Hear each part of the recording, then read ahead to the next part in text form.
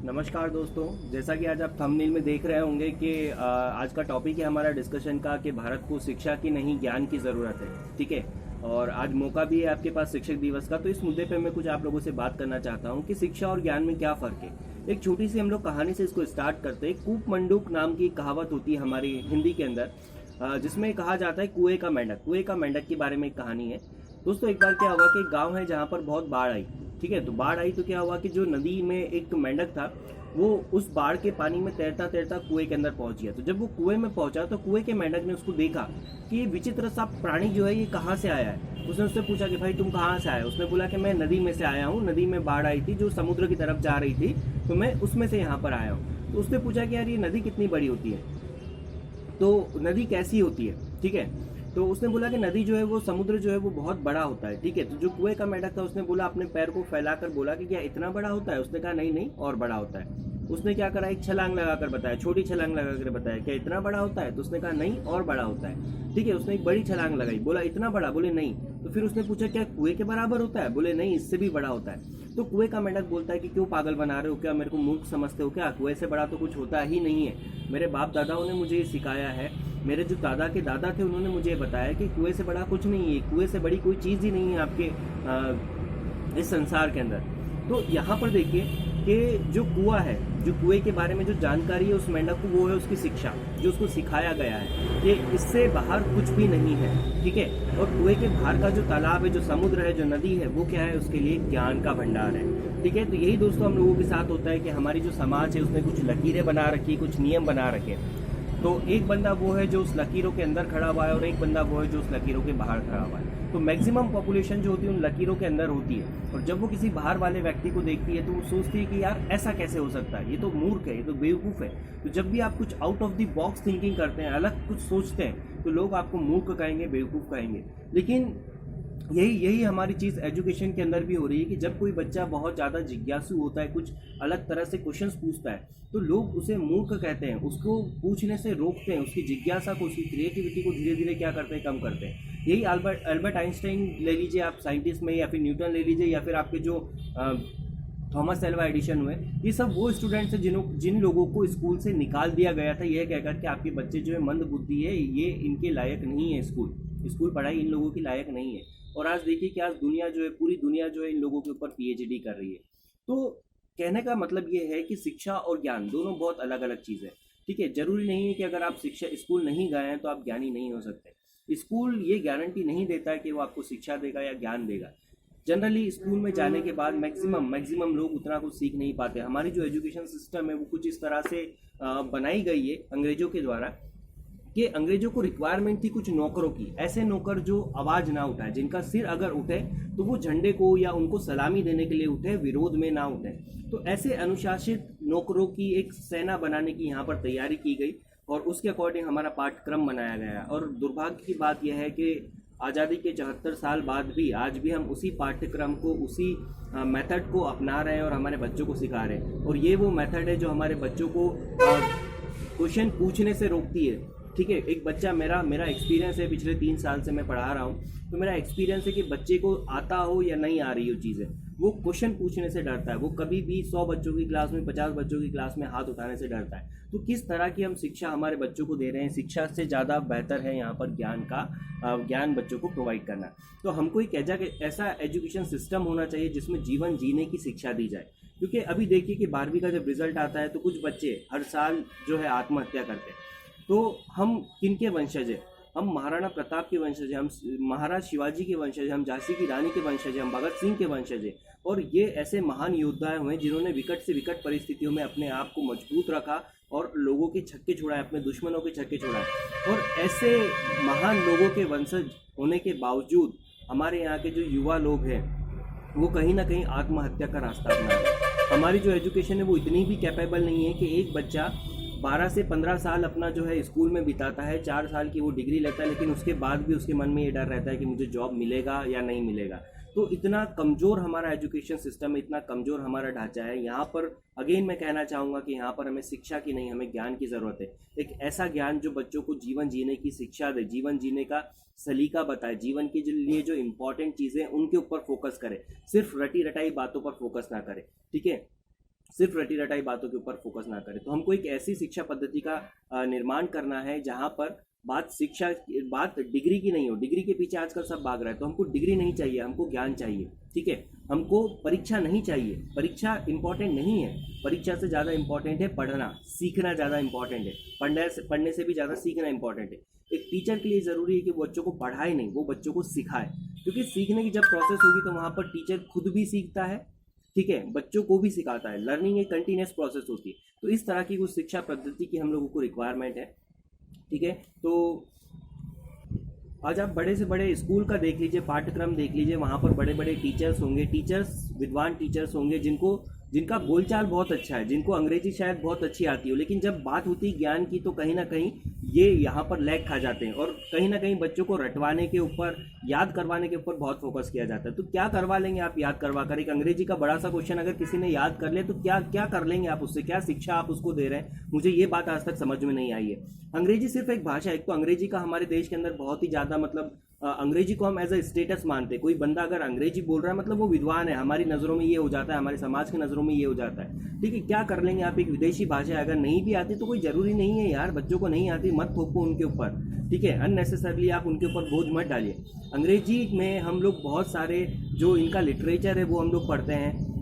ठीक है, बहुत सारी ऐसी फालतू चीज़ें जो हम लोग पढ़ते हैं। अंग्रेजी हमको सिर्फ बोलचाल इतनी आना चाहिए, मेरा ऐसा मानना है। तो सबसे पहली चीज़ तो अंग्रेजी का जो भी चीज़ें हैं वो सारी सिलेबस से हटाया जाए, सिर्फ बोलचाल, स्पीकिंग इंग्लिश की बात होनी चाहिए, इसके अलावा और कुछ नहीं होना चाहिए। क्योंकि हमारा साहित्य, हमारा लिटरेचर खुद अपने आप में इतना समृद्ध है कि हम उसको बच्चों को पढ़ाएं। हम महाराणा प्रताप को पढ़ाएं, हम गांधी जी को पढ़ाएं, ठीक है, हम शिवाजी को पढ़ाएं, हम आज़ाद को पढ़ाएं, हम भगत सिंह को पढ़ाएं हमारे सिलेबस के अंदर, हम कृष्ण को पढ़ाएं, हम राम को पढ़ाएं, लेकिन हम उसकी बात नहीं करते। हम किसकी बात कर रहे हैं? विदेशों से आई हुई जो लिटरेचर है उसको हम लोग हमारे बच्चों के ऊपर थोप रहे हैं, नेसेसरी थोप रहे हैं। यार इनका कोई भूतकाल नहीं है, इनका कोई अमेरिका की बात कर लीजिए, 500 साल पहले इसका कोई नामो निशान नहीं था। और हमारा भारत जो है वो समृद्ध देश है, लाखों करोड़ों वर्षों से इसकी गाथाएं सुनने को मिलती आ रही है, लाखों हजारों लाखों हमारे यहाँ महापुरुष हुए हैं। तो हम उनको क्यों नहीं पढ़ाते हमारे बच्चों को? हम क्यों जनरली एक अननेसेसरी चीज़ बच्चों के ऊपर थोपते हैं? एक और यहाँ पर मैं एग्जाम्पल लूँगा, एक कविता है, एक कहानी, एक पोयम है इंग्लिश के अंदर जो हम बच्चों को सिखाते हैं। रेन रेन गो अवे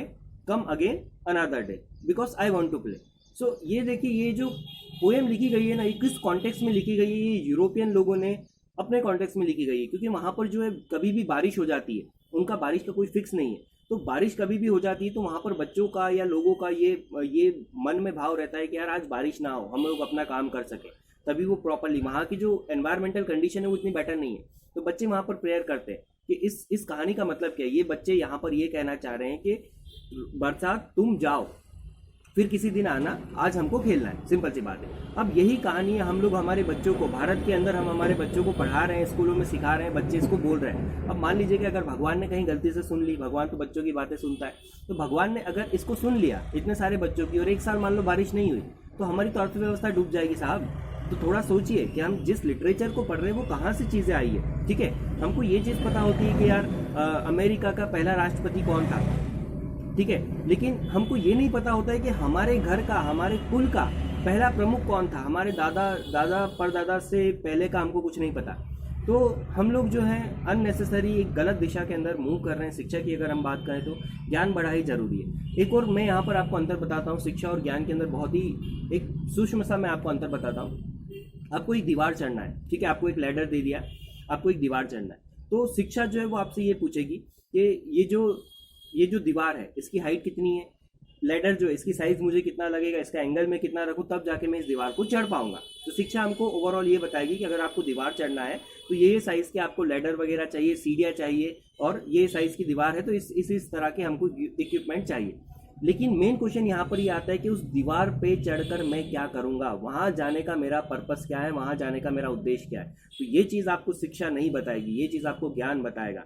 ज्ञान वो जो आपको बड़ों बुजुर्गों से मिला है, ज्ञान वो जो अपने माता पिता से सीखा है, जो आपको जीवन जीने की शिक्षा देता है, कला देता है। तो आप जिज्ञासा, लगन, मेहनत, परिश्रम, क्रिएटिविटी, ठीक है, और अनुशासन, ये सब चीज़ें जब तक आपके अंदर नहीं उतरेगी तब तक ज्ञान से आपका दूर दूर तक कोई नाता नहीं होगा। ठीक है, इनमें से एक भी पहिया अगर डगमगाता है तो आप जो है ज्ञान से दूर रह जाएंगे। तो ये जो कोरी शिक्षा ये हमारे कोई काम की नहीं है। आज देश को ज़रूरत है ज्ञान की, ठीक है। तो मेरा आप लोगों से अनुरोध है, अगर आप पेरेंट्स, अगर आप टीचर्स हैं, आप अगर बच्चे हैं, तो इस वीडियो में आपने जो भी चीज़ें सीखी है उसको इम्प्लीमेंट करने का ट्राई कीजिए। और ये जो डिग्रियों की भागदौड़ है, ये जो एक पेपर के ऊपर 95 96 मार्क्स लिखे हुए, इसकी भागदौड़ से बाहर निकलिए साहब। ये कुछ नहीं है, कागज़ का एक कोरा टुकड़ा है। एक 60% वाला व्यक्ति अगर बहुत अच्छी तरह से बोलता है, अपने आप को प्रेजेंट करता है, तो वो उस 90% वाले को भी पीछे छोड़ देगा जिसको बोलना नहीं आता। तो बच्चों में ऐसी चीज़ें डालिए जो उनको डेली लाइफ में मदद करे, जीवन जीने में मदद करे, ठीक है। ये बेकार की जो फालतू चीज़ें हैं इनसे थोड़ा सा बच कर रहिए। देखिए, हमारे देश को आज़ाद हुए तो 74 साल हो गए, लेकिन मुझे लगता है कहीं ना कहीं आज भी हम लोग मानसिक गुलामी के शिकार हैं। आज भी हम लोग जो रियल चीज़ें हैं, रियल चीज़ों से ज़्यादा हम दिखावे के ऊपर फोकस करते हैं। आज देखिए, हमारी देश के अंदर एक विदेशी कंपनी फेयर एंड लवली नाम की कंपनी जो है, अपना हिंदुस्तान यूनिलीवर नाम की जो कंपनी है, वो फेयर एंड लवली क्रीम को पूरे देश में बेच रही है। 2000 रुपये किलो की ये जो क्रीम है, ये लोग धड़ल्ले से चौपट रहे हैं। क्यों? क्योंकि सभी को गोरा होना है। क्यों गोरा होना है भाई? हमारी एनवायरमेंटल कंडीशंस ही ऐसी नहीं है। हमारी एनवायरमेंटल कंडीशंस है कि हम लोग जो है वो सांवले लोग हैं। हमारे भगवान श्री राम सांवले थे, हमारे कृष्ण सांवले थे, तो आप गोरा होकर क्या उखाड़ लेंगे? और ये कहीं ना कहीं हमारी जो माँ बहनें हैं उनके अंदर एक, जब ये विज्ञापन बार बार हमारे टेलीविज़न के ऊपर आता है, तो हमारी माँ बहनों के अंदर एक हीन भावना आती है कि यार हम लोग गोरे नहीं हैं। और उसी चक्कर में हम क्या करते हैं, अननेसेसरी ऐसे प्रोडक्ट खरीदते हैं। एक कंपनी आई थी, ईस्ट इंडिया कंपनी, जिस अकेली कंपनी ने भारत को कंगाल कर दिया, हमको भिखारी बना दिया है। एक समय हम सोना की चिड़िया हुआ करते थे, आज देखिए हम गरीबी के इस दलदल में फंसे हुए हैं कि लोगों के पास खाने को नहीं है, हमारे यहाँ जॉब्स नहीं है। हमारी जो सरकारें हैं, थोड़ा सा भी कुछ इधर उधर होता है तो वर्ल्ड बैंक के सामने हाथ फैलाकर खड़ी हो जाती है भीख के लिए। तो इस बुरी कंडीशन में हम लोग आ चुके हैं एक कंपनी की बदौलत। सिर्फ एक कंपनी आई थी हमारे, और आज ऐसी 7000 से ज़्यादा कंपनियां हमारे भारत में कार्य कर रही है, व्यापार कर रही है। और दुख की बात यह है कि हम लोग सिर्फ अपने स्टेटस, हमारे जो झूठी प्रतिष्ठा है, उसको ध्यान में रखते हुए इन कंपनियों के प्रोडक्ट को धड़ल्ले से खरीदते हैं। और हर साल हमारे देश से बहुत सारा हमारा जो पैसा है वो विदेशी कंपनी अपने विदेश के अंदर ले जाती है। और एक और दुर्भाग्य की विषय ये रहा है हमारे देश के अंदर कि हमने बड़े बड़े संस्थान बनाए जहाँ पर टेक्नोलॉजी की पढ़ाई होती है, जहाँ पर मैनेजमेंट की पढ़ाई होती है, एमबीए होता है, आईआईटीज़ होती है। लेकिन ये जो बच्चे जो आईआईटी से निकलते हैं, जो एमबीए से निकलते हैं, ये देश में रहकर काम नहीं करते, देश के बाहर जाते हैं। मतलब कि हम ये कह सकते हैं कि ये पढ़ते हमारा है, पढ़ते हमारी देश का है, ठीक है, और काम करने के लिए कहाँ जाते हैं? अमेरिका के पास जाते हैं, यूरोप के पास जाते हैं, और उनके लिए जीवन भर काम करते हैं। और कुछ तो ऐसे होते हैं जो वहीं सेटल हो जाते हैं। तो ये भी हमारे लिए एक दुर्भाग्य की चीज़ है कि हमारे यहाँ का जो मेन टैलेंट है, जो क्रीम है, उसको बाहर के लोग जो है वो अपनी तरफ कैप्चर कर लेते हैं, ठीक है। और हमारे भारत में जो लोग हैं, जो बच्चे, बहुत सारे, जो करोड़ों की संख्या में ऐसे बच्चे हैं जो हर साल ग्रेजुएशन करके निकलते हैं, लेकिन उनको जॉब तक हम लोग मुहैया नहीं करवा पा रहे हो। आज भी हमारे देश में बेरोजगारी की जो दर है वो 23% से बहुत ज़्यादा है। तो इससे बहुत सारे मुद्दे हैं दोस्तों, बहुत सारे मुद्दे हैं, हमको आवाज़ उठानी पड़ेगी। हमारी जो सरकारें हैं, इन्होंने नियम तो बना दिया सर्व शिक्षा अभियान का कि हर एक बच्चे को शिक्षा मिलनी चाहिए देश में, लेकिन इनका जो काम है ना, ये सिर्फ इतना सा काम करते हैं कि एक बच्चे को उसके घर से उठाकर बस स्कूल तक लेकर आते हैं, प्रलोभन देकर, कुछ लालच देकर, ठीक है, अटेंडेंस के नाम पे या मिड डे मील के नाम पर वो स्कूलों तक तो लेकर आ जाते हैं। लेकिन स्कूल में आने के बाद क्या मेन चीज़ वहाँ से चालू होती है, उस पर किसी का ध्यान नहीं है। आप देखिए सरकारी स्कूलों की हालत जो है आज हमारे देश में बहुत बद से बदतर है। और ये काम हमारी गवर्नमेंट का, हम टैक्स इसीलिए पे करते हैं कि आप हमारे बच्चों को एक अच्छी शिक्षा प्रोवाइड करें, लेकिन ये नहीं प्रोवाइड कर पाती, ये उसमें सक्षम नहीं है। इसीलिए आज देखिए कि हर एक बंदे को अपने बच्चे को एक प्राइवेट स्कूल में पढ़ाने की इच्छा होती है। प्राइवेट स्कूल में हर कोई अपने बच्चे को पढ़ाना चाहता है। क्यों? क्योंकि यहाँ पर सरकार हमारी नाकाम है। बहुत सारी सरकारें आई हैं, गई हैं, लेकिन किसी ने भी वो काम नहीं किया एजुकेशन के ऊपर जो होना चाहिए था असल के अंदर, ठीक है।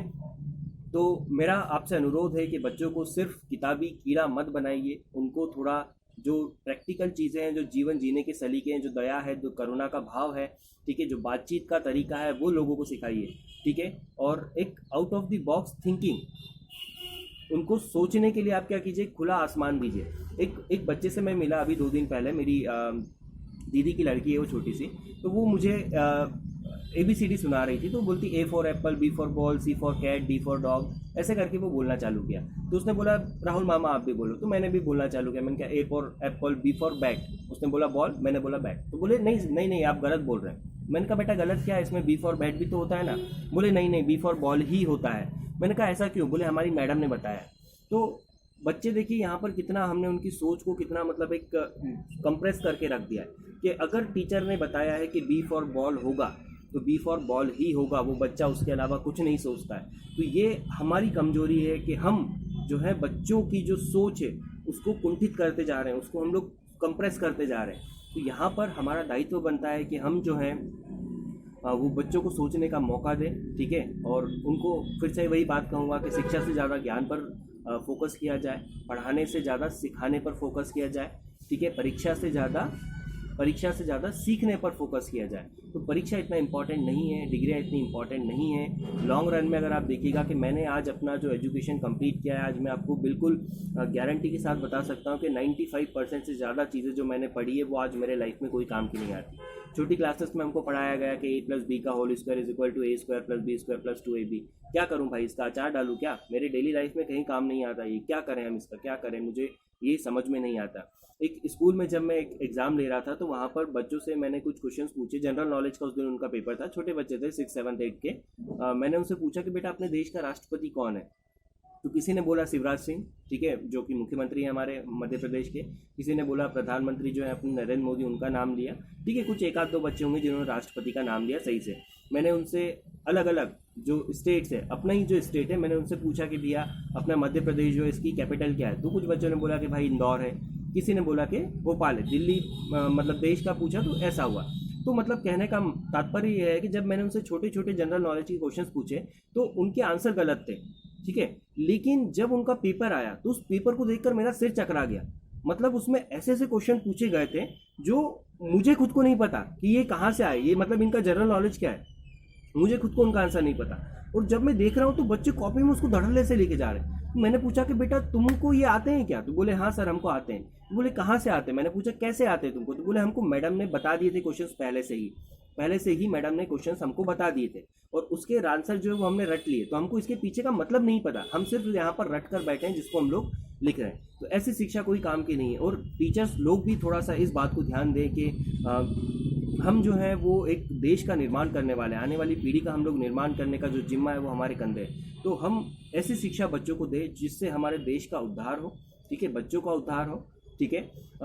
ऐसा जो रटने वाली चीज़ें, इस पर थोड़ा सा फोकस ज़्यादा ना किया जाए। एग्ज़ाम जो है वो बिल्कुल चीटिंग वीटिंग नहीं होना चाहिए। मतलब ये भी एक गुण है जो बच्चों के अंदर आना चाहिए। ईमानदारी का जो गुण है, ऑनेस्टी का जो गुण है, वो बच्चों के अंदर आना चाहिए कि वो चीटिंग से परहेज करें, ठीक है। वो ये चीज़ सोचे कि यार चीटिंग करने से देखो कुछ होगा नहीं, एक पल की आपको खुशी मिलेगी, नंबर थोड़े ज़्यादा होंगे तो वो हमको देखने को मिलेगा। बट ये हमारे बच्चों के अंदर एक आदत डाल देगी बेईमानी की, ठीक है, जो कि आगे जाकर जब ये बड़े होंगे, जब ये किसी पद पर काम करेंगे या किसी कंपनी में काम करेंगे या अपना बिजनेस खुद का चलाएंगे, ठीक है, लोगों को नौकरी देंगे, तो वहाँ पर भी ये उसी मेंटालिटी के साथ बैठे होंगे और वहाँ पर भी ये बेईमानी करने का सोचेंगे, जो कि हमारे देश के लिए काफ़ी घातक है।